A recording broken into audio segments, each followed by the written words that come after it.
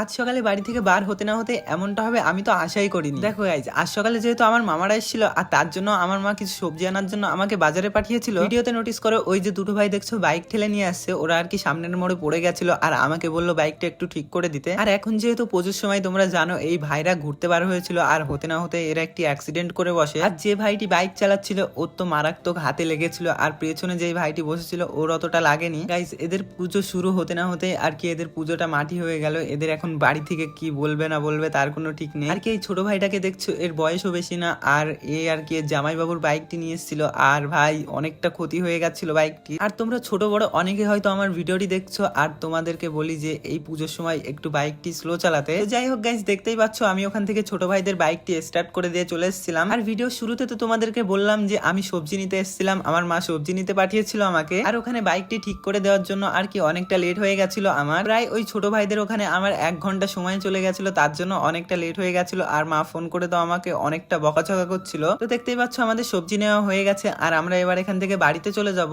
আর আমাদের সবজি নেওয়ার সাথে সাথে গেট পড়ে গেছিল, তার জন্য আমরা এখানে ওয়েট করছিলাম। আর এখানে দাঁড়ানোর একটাই রিজন, আর কি আমার মামাতো ভাইরা যেখানে থাকে ওখানে ট্রেন লাইন নেই আর ও ট্রেন দেখবে বলে তার জন্য আমরা এখানে দাঁড়িয়েছিলাম। আর গাইস, তোমরা এখনো কে কে এসি ট্রেনে উঠুনি অবশ্যই কমেন্ট করে জানিয়ে যেও। তো চলো এবার সোজা এখান থেকে বাইকের ওখানে গিয়ে কথা হচ্ছে তোমাদের সাথে। দেখতেই পাচ্ছ আমরা বাড়িতে যাওয়ার জন্য বার হয়ে গেছি। তো চলো আজকের ভিডিওটি এই পর্যন্ত। চলো দেখা হচ্ছে আবারও একটি নতুন আর ফ্রেশ ভিডিওতে, ততক্ষণের জন্য টাটা।